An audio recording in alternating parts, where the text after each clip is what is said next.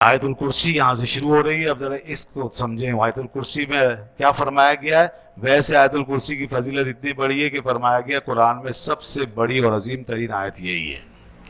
اس کی فضیلت ایسی ہے کہ یہ اس سے بڑی کوئی سیکیورٹی نہیں ہے، اس سے بڑی کوئی حفاظت نہیں ہو سکتی. یہ قرآن پاک کی وہ آیت ہے جو آپ کے لیے سب سے بڑا حصار ہے، سب سے بڑی گارنٹی، سب سے بڑی سیکیورٹی، ضمانت، حفاظت کی اللہ نے اس میں رکھ دی ہے. یہ ایسی آیت ہے کہ اس کو پڑھنے کے بعد آپ بس سمجھ لیں کہ اس کی حفاظت پہ چلے گئے، اور یہ حدیثوں سے ثابت ہے. جس نے اس کو پڑھ لی، یہاں تک فرمایا کہ ہر فرض نماز کے بعد جو آیت الکرسی ایک دفعہ پڑھ لے تو اس پہ جنت واجب ہو گئی. ہر فرض کے بعد ایک دفعہ پڑھ لیا کریں. بعض دفعہ لوگ سر پہ ہاتھ رکھ کے ہی پڑھتے ہیں، اب وہ بھی صحیح ہے، اور یہ آنکھوں پہ ہاتھ رکھ کے پڑھتے ہیں، یہ بھی صحیح ہے. اس کی پھر اس سے برکت اس پہنچتی ہے وہاں. تو اس لیے ہر نماز کے بعد پڑھ لیں. فرمایا کہ اس پہ جنت واجب ہو گئی، سوائے موت کے کوئی چیز اس کے اور جنت کے درمیان حائل نہیں ہے. وہ جیسے ہی مرے گا سیدھا جنت میں جائے گا. تو نمازی اس کو ضرور یاد رکھے. اور یہ بھی فرمایا کہ یہ توفیق بھی اللہ اسی کو دیتا ہے، یا تو نبی کو دیتا ہے، یا صدیق کو دیتا ہے، یا نیک صالح برگزیدہ بندوں کو دیتا ہے. یہ توفیق کہ ہر نماز کے بعد انہیں آیت الکرسی کا شرف حاصل ہو جائے، یہ بہت بڑی چیز ہے. اور کوئی شخص اگر اس کو پڑھ لے گھر سے نکلتے ہوئے تو حفاظت ہوگی. گھر میں داخل ہوتے ہوئے پڑھ لیں، حفاظت. جس گھر میں داخل ہوتے ہوئے یہ پڑھ لیں گے آپ، انشاءاللہ اس گھر میں شیطان نہیں آئے گا. صبح تک، اگلے دن تک شیطان نہیں آئے. جنات وغیرہ گندے یہ چیزیں سب باہر رہ جائیں گے، اندر نہیں گھس سکتے. اس کو پڑھ کے احسار کر لیں. کوئی جن بھوت کچھ نہیں ہے، کوئی جادو ٹونا یہ وہ سفلی گندے عمل یہ سب جو ہے دور ہو سکتے. ایک یہ اس کے لیے خاص جادو ٹونے کے لیے ایک اور چیز سمجھ لیں. اگر کسی کو یہ اندیشہ ہو جادو ہے، سفلی ہے، تو سورہ فلق اور سورہ ناس یہ خاص طور پہ اس کے لیے ہے. اور باقی جن بھوت یہ وہ اس کے لیے آیت الکرسی بہت مؤثر. حضرت عمر رضی اللہ تعالیٰ عنہ کے سامنے ایک جن آ گیا. اس نے کہا لڑیں گے؟ کہا لڑو. آپ نے پکڑا اور گرا دیا. کہا آپ نے مجھے کیسے گرا دیا؟ تو پھر اس نے کہا ایک دفعہ اور.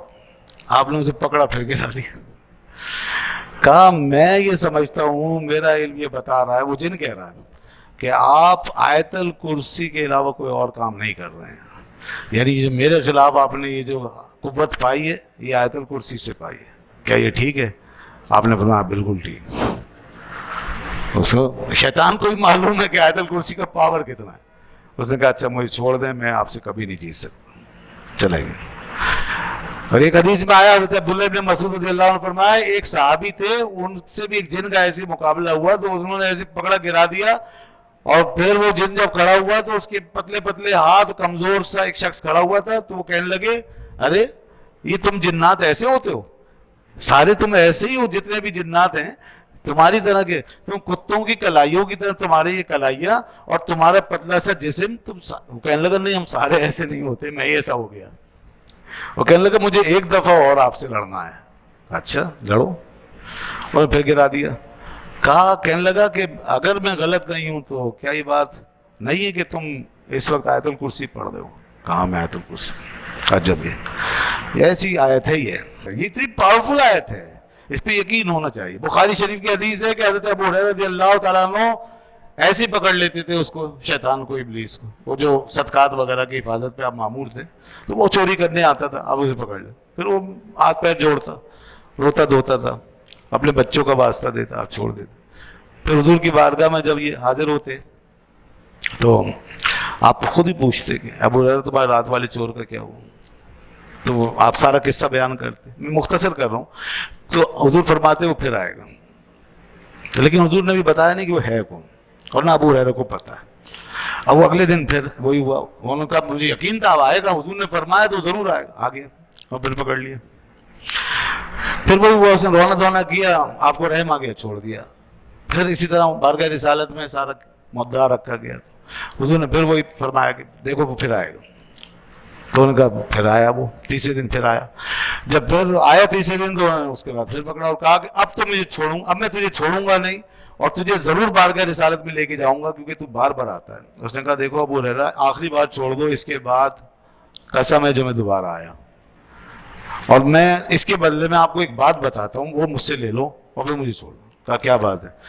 کہا ابو ہریرہ بڑے کام کی بات ہے، اور وہ یہ کہ آیت الکرسی پڑھ کے سو جایا کرو رات کو۔ اگر تم روزانہ آیت الکرسی پڑھ کے سو جاؤ گے تو کوئی جن کوئی شیطان تمہارے گھر میں کبھی نہیں آئے گا۔ اچھا، یہ تو بڑی اچھی بات ہے۔ اب صحابہ کرام تو ان چیزوں کی طرف بہت راغب تھے نا، قرآن ہے، آیت الکرسی ذکر ہے، تو انہوں نے اس کو یقیناً اہمیت دی، اور قابل اہمیت چیز بھی ہے، تو چھوڑ دیا۔ اچھا ٹھیک ہے، جاؤ، تم نے بہت اچھی بات بتائی۔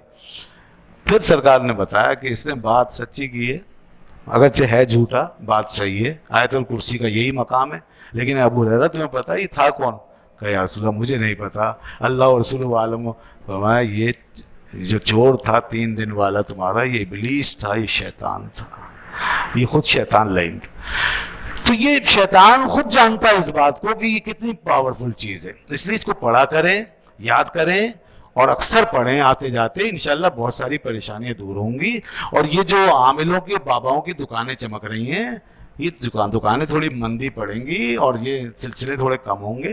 ہم اسی طرح قرآن چھوڑ کے بیٹھے ہوئے ہیں، اور یہ دکانداریاں چمکوا رہے ہیں، اس میں جا کے اضافہ کر رہے ہیں، ان کے فائدے ہو رہے ہیں، اور لوگ یہ کام دھندہ چھوڑ کے یہ کام کرتے ہیں پھر۔ تو اس لیے ہمیں چاہیے ہم خود قرآن سے استفادہ کریں، پڑھیں، آیت الکرسی کی برکت حاصل کریں۔